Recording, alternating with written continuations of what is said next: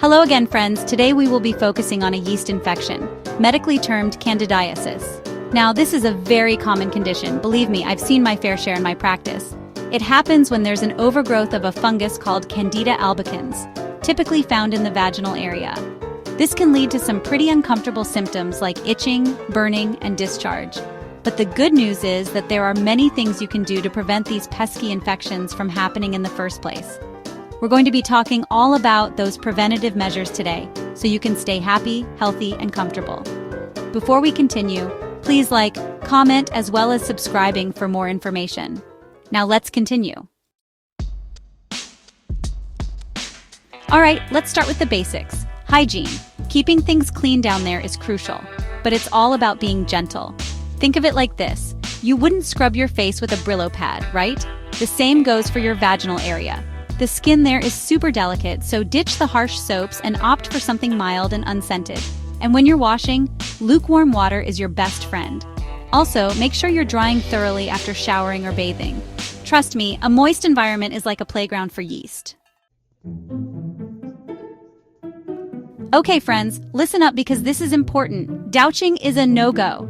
Our bodies are amazing machines, and the vagina is no exception. It has its own self-cleaning mechanism that keeps everything balanced and healthy. Douching disrupts this natural balance, washing away the good bacteria along with the bad. This can actually increase your risk of infections, including yeast infections. So ditch the douche and let your body do its thing. Let's talk about underwear, specifically cotton underwear. Cotton is breathable and allows air to circulate, which helps keep things dry down there. Avoid synthetic materials like nylon or lace, as they can trap moisture and create a breeding ground for yeast. And just like you change your clothes daily, make sure you're changing your underwear every day too, especially after sweating. Think of it as giving your lady parts a breath of fresh air. What you wear matters, especially when it comes to yeast infections. Tight-fitting clothing, while stylish, can trap heat and moisture in the genital area, creating the perfect environment for yeast to thrive. Instead, opt for loose-fitting clothing made from breathable fabrics like cotton or linen. This will allow air to circulate and help keep things dry. Remember, we want to make it as difficult as possible for yeast to grow.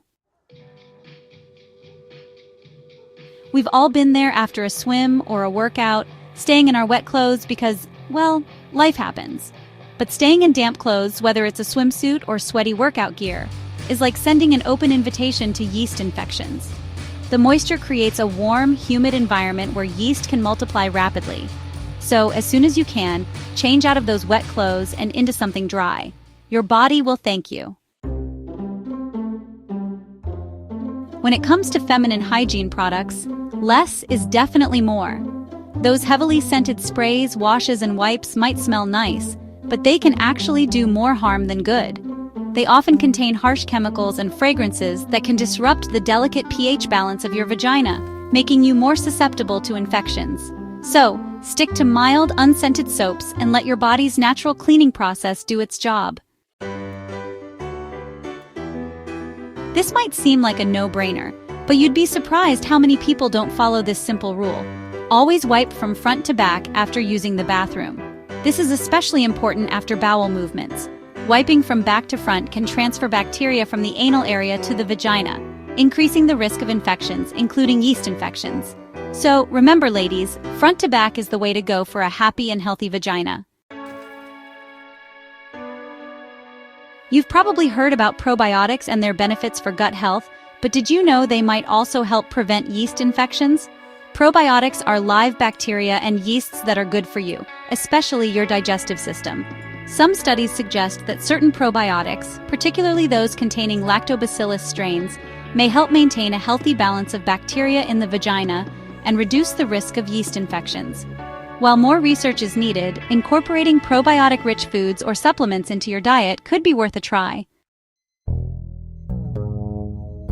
For those of you with diabetes, managing your blood sugar levels is crucial, not just for your overall health, but also for preventing yeast infections. High blood sugar creates an environment where yeast thrives, increasing your risk of developing these uncomfortable infections. Work closely with your doctor to manage your diabetes effectively through diet, exercise, and medication. keeping your blood sugar in check is a win-win for your overall well-being.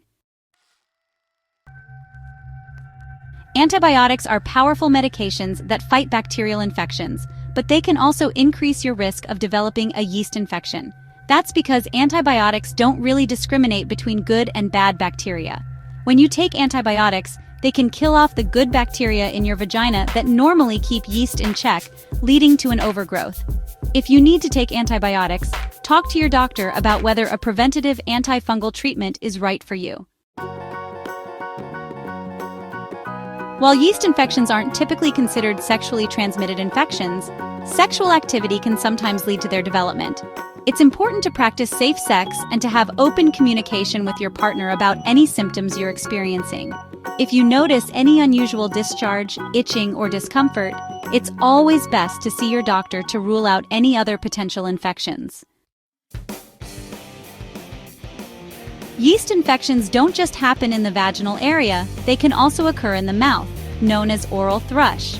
Maintaining good oral hygiene is, honestly, crucial for prevention. Brush your teeth twice a day, floss daily, and don't forget to clean your tongue. If you use an inhaler, rinse your mouth thoroughly after each use. And if you wear dentures, be sure to clean them thoroughly every day. Addressing any underlying health conditions that might make you more susceptible to oral thrush is also important. So there you have it, friends. We've covered a lot of ground today, from hygiene tips to lifestyle choices, all aimed at preventing those pesky yeast infections. Remember, incorporating these strategies into your daily routine can go a long way in keeping your vaginal health in check. However, if you experience recurrent yeast infections, don't hesitate to reach out to your healthcare provider. They can help determine the underlying cause and recommend the best course of treatment. That's it for today. Till the next video.